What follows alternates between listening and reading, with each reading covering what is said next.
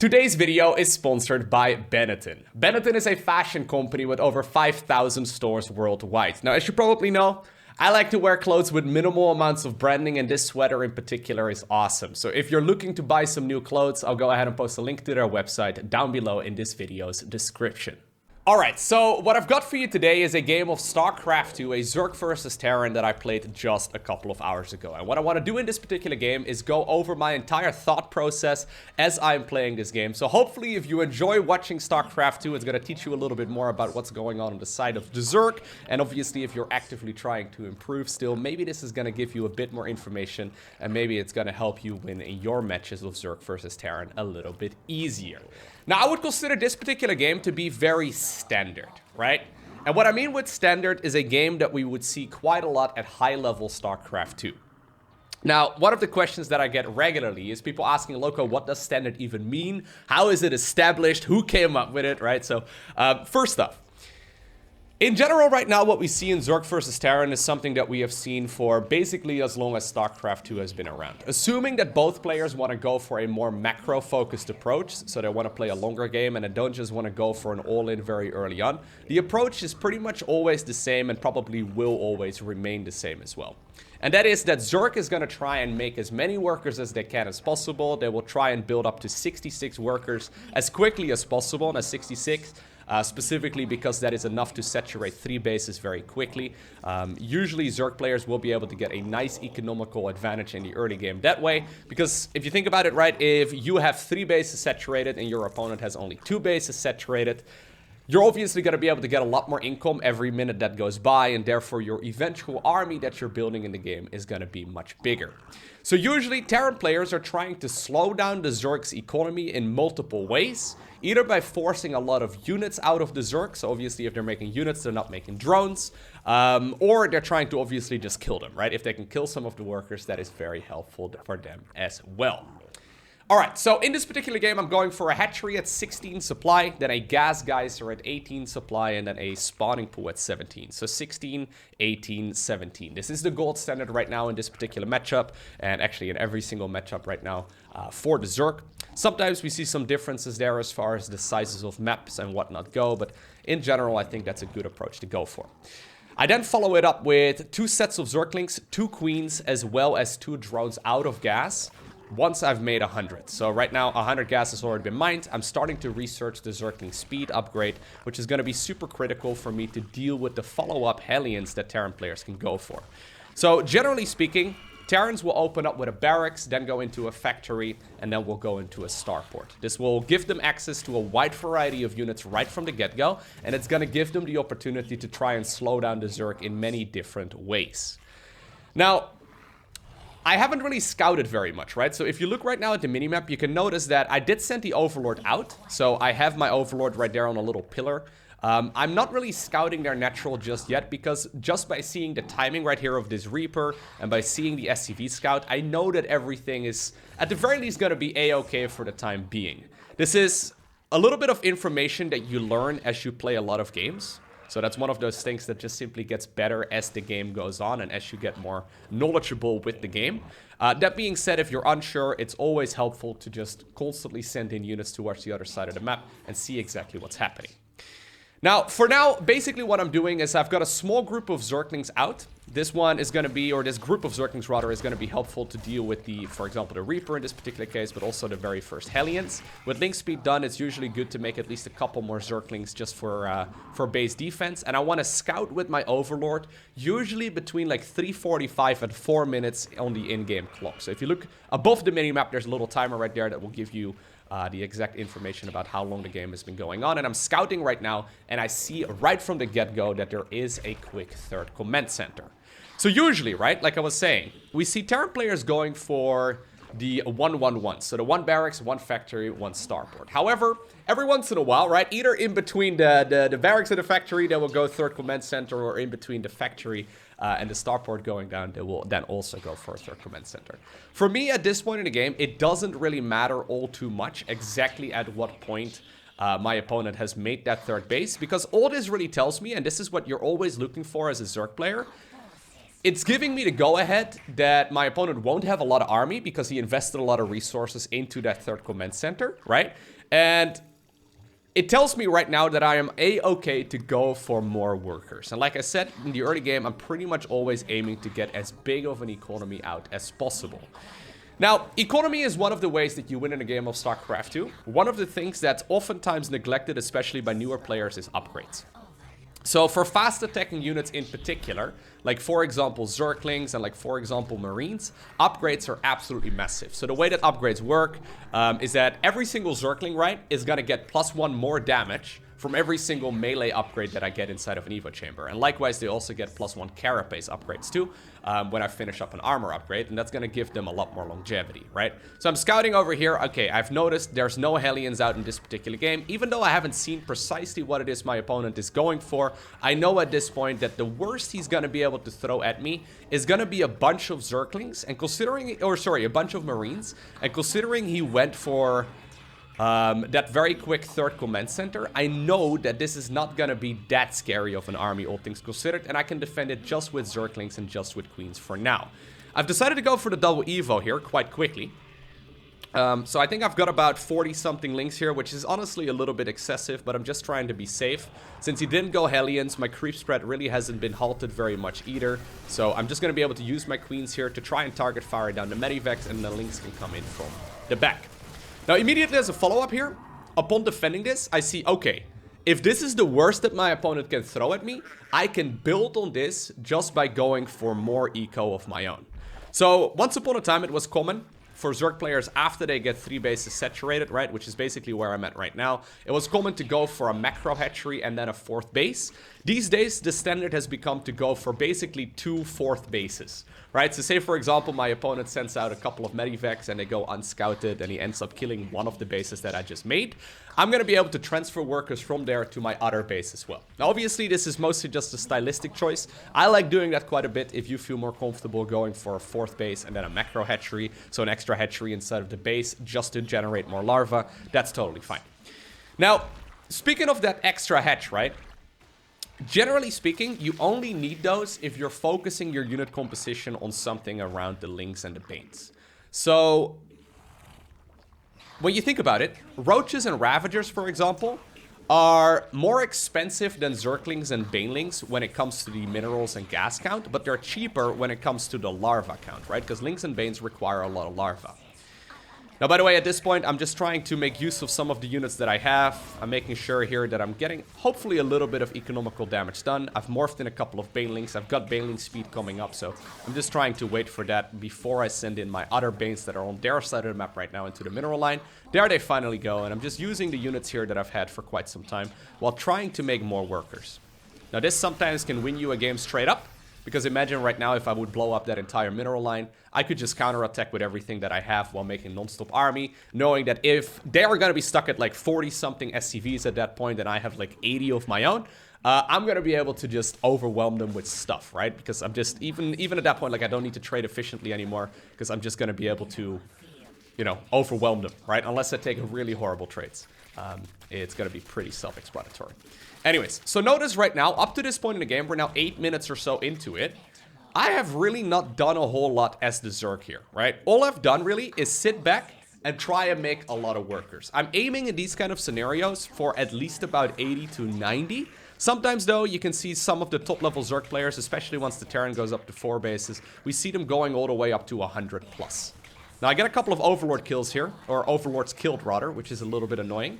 I see right now as well that it's Widow Mines, so I'm probably gonna have to transition into something else very shortly as well. If you're confident in your Ling Bane control, you could use that to deal with like Marine Marauder, Medivac Mine. But generally speaking, at least in my experiences, I end up losing quite a lot just to Widow Mines alone. So I try and usually, you know, get a little bit of help from, for example, Hydralisks or, for example, Ultralisks. Okay. So, notice here what my opponent is doing, right? He's been pushing me closer and closer towards my 4th base. He's denied a lot of the creep, which usually helps out quite a lot when it comes to follow-up pushes. So, because at the higher levels of StarCraft, it's going to be difficult to get a straight-up win by just killing a lot of your opponent's workers. It's going to be hard to pull that off. I notice here that my opponent is pushing back the creep, and this allows him to go for example, a powerful attack right when he finishes up upgrades. So one common thing that we see all the time is that when, say, for example, this Terran player finishes up 2-2 for his biological units, he can move across, right? And if he has been denying the creep nicely on my side of the map, so on the Zerg side of the map, it's going to make it much easier to actually get on top of one of those bases and then eventually create like a bit of a chokehold on that base and then overwhelm the Zerg, right? So even if you don't get eco damage done, creep spread and all that is also absolutely massive. Now notice here, this is a big mistake from me. I've been blind for quite some time. So I think going for 90 plus workers is a great idea if you know that it's safe to go ahead and do so, right? Now it would really only be safe here for me to do so if my opponent has a 4th base. Now luckily for me in this particular case, I see that my opponent has that 4th base up right now. But truth be told, I should have been aware of that for quite some time. And this is one of the things that the top level Zergs are really, really good at. If you compare their gameplay to mine, you will notice that they're going to be much cleaner when it comes to that scouting, but also when it comes to little things like creep spread. Creep spread is easily neglected because usually it doesn't cost you the game currently, right? But it can cost you the game in like 5 minutes from now as the Terran finishes up more upgrades. So this is where I feel is most of my improvement. Generally speaking, I don't take too much damage in the early game, but I do, I do run into those problems here later on. Anyways, so Hive is done right now for me. I've decided to go into an infestation pit, by the way, right as I started up 2-2. So usually if you finish up 1-1, right, and then you go into 2-2, if you then put down an infestation pit and go straight into Hive, you can finish the Hive right as 2-2 finishes as well to go straight into 3-3. I hope that makes some sense, but basically it's just a way to continuously line up those upgrades. Because if you ever find yourself in a scenario where you have, as a Zerg player, +2/+2, and they have +3/+3, you will feel it because their their Marines are gonna do way more damage than you would like to. Now notice still, up to this point, and this is a theme in most of the games that I play right now, I haven't really gone for a big push. The reason for that is primarily the map layout. So I know that on a map like this, it's quite hard to actually get damage done. I've seen that it's a planetary fortress at their 4th base, or at their 4th base, meaning that most of their defenses are probably gonna be, you know, over at the 3rd. That's where I'm pushing right now. I'm going for a big aggression. Honestly speaking, yes, I get some eco damage done here and I kill some of their SCVs. But the problem is, well, if I get a big detonation, okay, I got some good detonations over there. The problem, though, that I see with this attack right now is the fact that I have started up my Ultra Cavern. I've started upgrades in my Ultra Cavern. I've started up +3/+3. I've just invested thousands of resources into upgrades that aren't going to be effective until quite some time from now. If I would instead push right when 3-3 finishes, I think that probably would be a little bit safer. That move would have probably been better if I knew that my opponent's army was on the other side of the map, either to force them to go back home or to, you know, go and you know, try and get some damage done as they are occupied. Anyways, usually what a lot of Zerg players like to do right now, and I think that this is good advice, is to try and contain or soft contain the opponent on, say, for example, 4 bases. So if you look at the minimap right now, right, you can see that Terran has a pretty easy time taking 4 bases. However, I can't really push into those very easily. I mean, for one, there's a planetary fortress on the left, so I can't really push into there. And the one on the right, I mean, it's just much easier for the Terran player to defend, right? I burrow a couple banelings over there to try and go for some juicy baneling mines as well. But usually, I think it's totally okay for the Terran player to have 4 bases out, but you kind of want to draw the line at some point as a Zerg if you've managed to go through the early game relatively unharmed, which I've gotten here quite well. I know that at this point I'm going to be able to finish up my 3-3 upgrades and go for more pushes. I don't really need to attack here, to be completely frank, once again, because you'll see here that there's Ghost available, there's Liberators available as well. Only if I get big detonations on my banelings, or with my banelings rather, is this really going to be worthwhile. Now once again I end up killing quite a few of my opponent's units, but I decided to back off because I know that if they don't have a 5th base up, life's going to be okay, right? So the way you want to view it is usually the main and the natural in a standard game of StarCraft 2 will start running low on minerals right around the 10-minute mark. The 3rd and the 4th base will start running low about 10 minutes after they have been acquired. So say like 15 minutes, maybe 20 minutes respectively. What I know at that point, right, or what I know at this point, rather, is that my opponent is gonna be very low on minerals in the main and also very low on minerals in the natural. What that means is that he's got two options. Either he's gonna try and take another base, which is gonna be at the 5th base location. At that point, I can go for a counterattack towards his 3rd base or try and deny that 5th, right? Or, alternatively, he's gonna go for a big push right when he maxes out as like a last-ditch effort or like an all-out assault. If they can deal a significant amount of damage, they can expand behind it by floating over another command center. But in general, this is, you know, what's going through my head right now. Now, I've seen that my opponent has added on Liberators. I've seen that they have added on as well, what are they called? Ghosts. So I know going Ultras here is going to be a bit of a shaky thought, right? So once again, I'm trying to move forward over here. If I can kill Liberators, Medivacs, that would all be perfect for me. I've sent links rather at this point towards the top left-hand corner as well of the map. And I mean, they're just once again checking. I'm burrowing some Zerglings here and there. They're just checking that there's not going to be too much Terran. I end up killing the 4th, or is this the 4th or the 3rd? No, this is the 3rd base. I end up killing one of the command centers over here, and then I once again back off. This is just a safety precaution. I'm not really, you know, taking too many gambles here. I'm just making sure that I'm going to be okay going forward as well. As long as I'm maxed out and I've got a bit of a bank, I'll be okay. Now, maybe you could make the argument here that I could be playing a bit more aggressively, right? Maybe I could just continue pushing here. But at least, I think in general, it's better to be... Like, when you're ahead in a game of StarCraft, you probably want to be more ahead. Now, here's the Baneling Mine. There you go.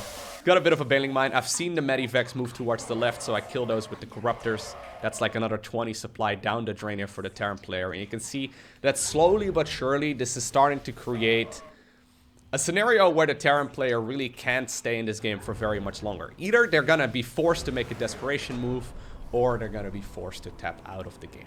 And that's what my opponent decides to do here.